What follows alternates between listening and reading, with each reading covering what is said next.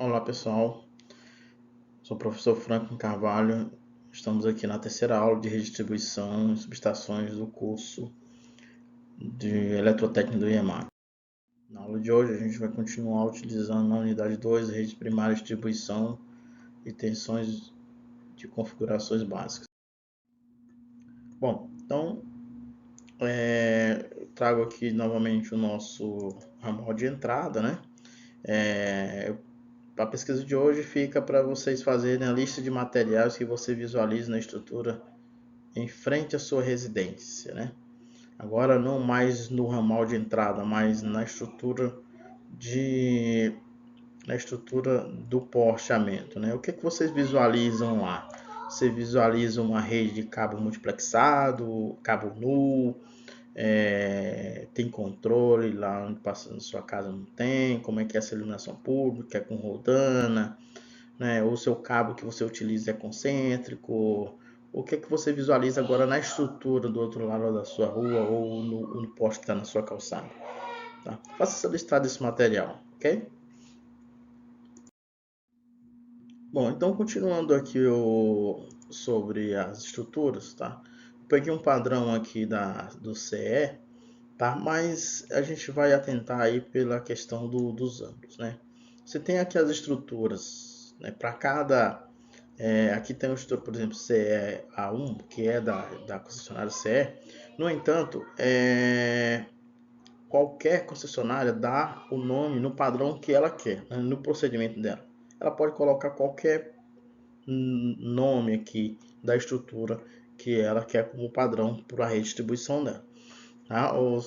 O que a gente vai se atentar, uma coisa que é comum é exatamente as normas que são aplicadas aos ângulos, né?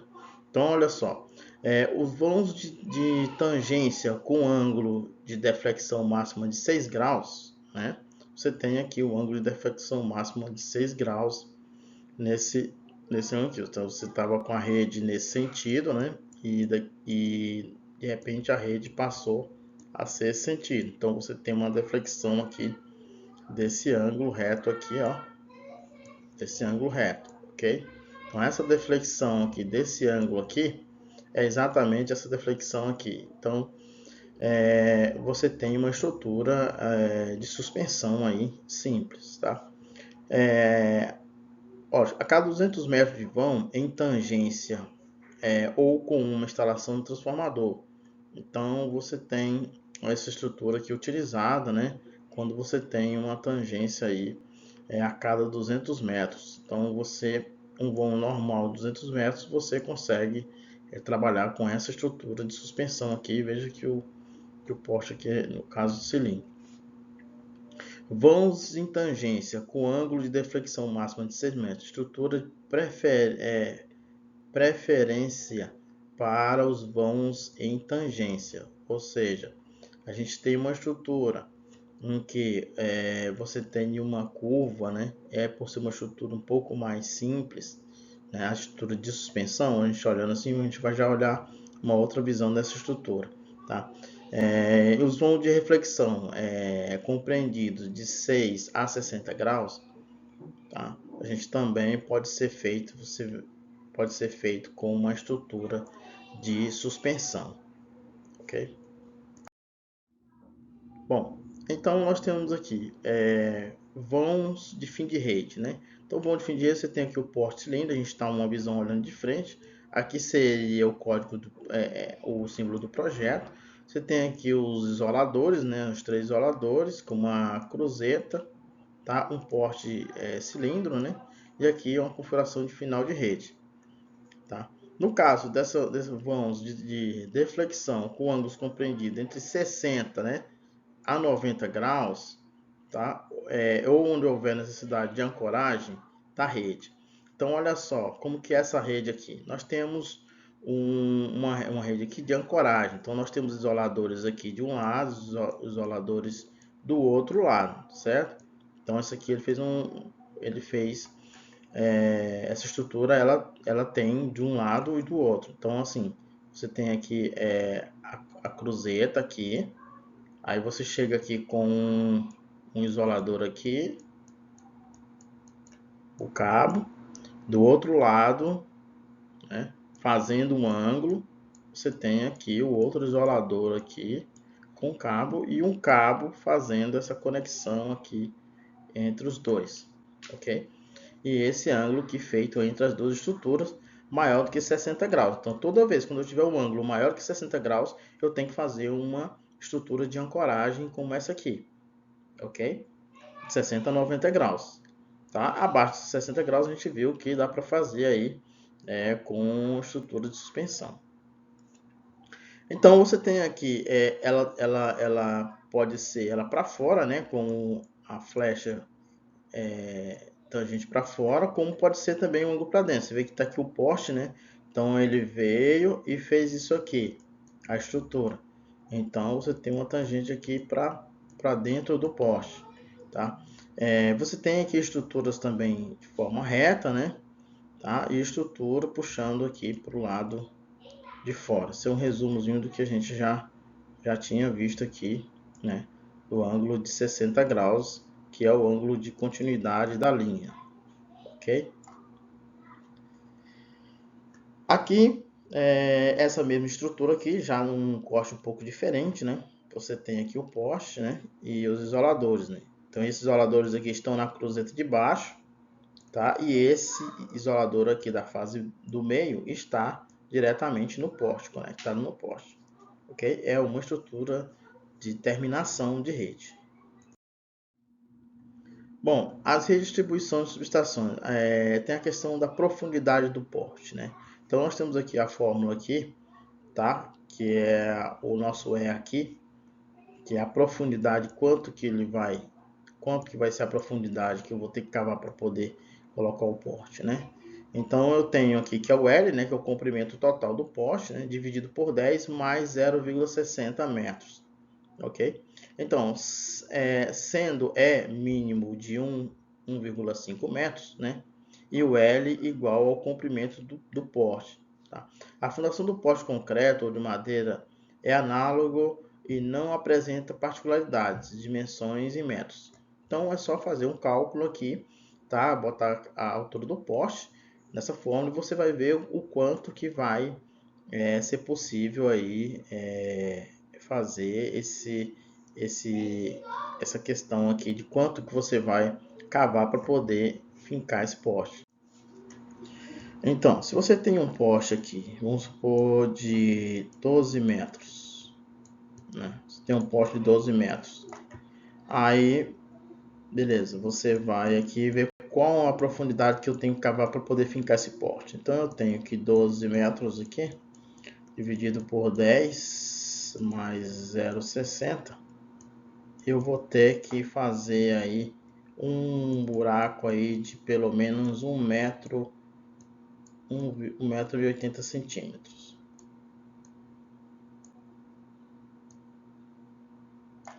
Ok? 1,80 m para poder fincar esse poste aí, tá ok? Beleza. Bom, então nós temos aqui algumas configurações, né? Engastamento simples, né? O poste com engastamento simples, ele cilindro, né? Colocado aqui com material normal, tá?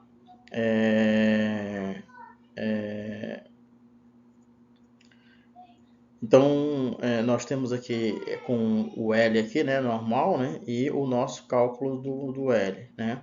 Então, assim, quando você tem um poste de engastamento simples, um poste de engastamento profundo, geralmente quando o solo não é muito bom, ou quando o solo requer um poste um pouco mais alto, né? Então você tem esse tipo de situação. E quando é reforçado, né? Geralmente foi reforçado. Então você tem assim, nesse caso aqui, o esforço para cá, né? E aí você colocou aqui um ponto de apoio aqui e outro ponto de apoio nesse outro lado, tá? Nesse caso aqui você tem uma profundidade maior do poste, né, de fincado. E nesse caso aqui você tem um engastamento normal, conforme a gente já viu na anterior. Bom, o engastamento simples do terreno em volta do poste deve ser reconstituído, socando e compactando as camadas, né, a cada 20 centímetros de terra até o nível do solo. Ok? Então coloca 20 centímetros e compacta, tá? Recomenda-se misturar brita, cascalho ou pedras na terra para o enchimento da vala, tá? Antes de socar.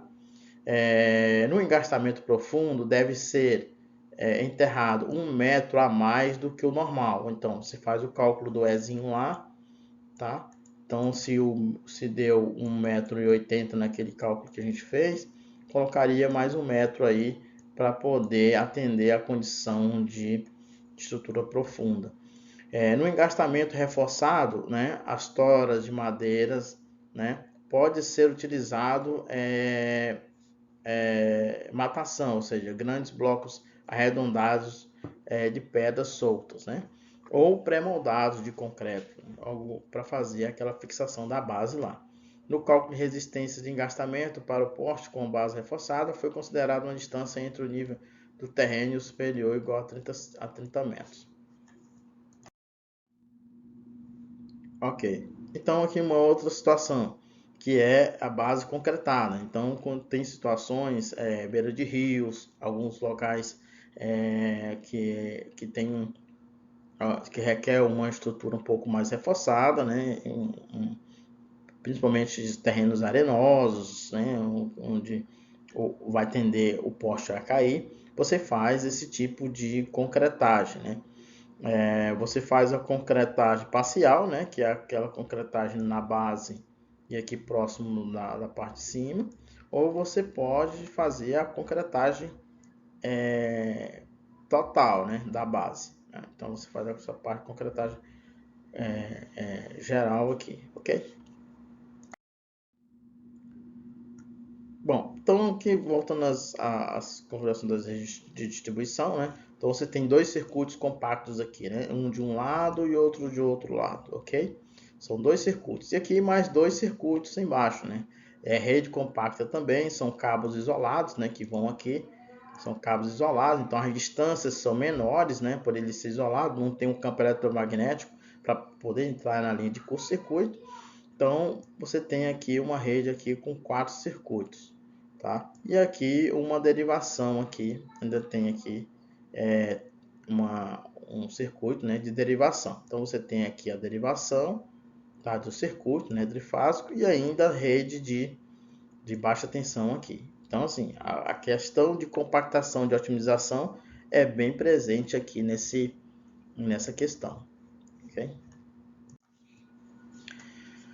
Então assim, nós temos nesse caso a rede aqui embaixo, né? Aqui é a continuação aqui, é a continuação do poste. Aqui nós temos aqui a estrutura de iluminação pública, né? Isso aqui está indo aqui para aquela luminária, né? Que fica na rua, ok? Aqui geralmente o reator que alimenta essa luminária, tá? E geralmente aqui ainda vem, aí, na maioria dos postes aqui no Brasil, a rede de telefonia aí que utiliza os postes aí como locação para poder fazer a distribuição da parte de telefonia. Bom, então a partir de agora a gente vai ver aqui, ó, um corte diferente, né, com a indicação do material. Isso aqui é importante vocês darem uma lida no material de apoio, né? Esses materiais de apoio está no portal do aluno, tá? Para vocês darem uma olhada. Então aqui a gente já tem aqui uma estrutura, né, com corte e as descrições de cada elemento, né?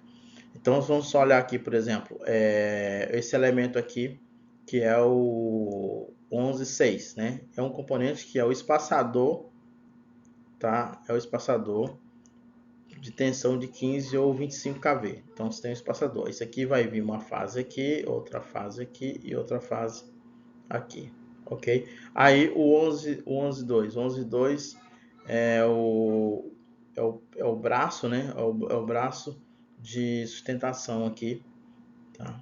Esse item aqui, esses dois itens aqui circular. Então é importante que vocês leiam no material lá essas tabelas e identifiquem aqui exatamente que material está descrito.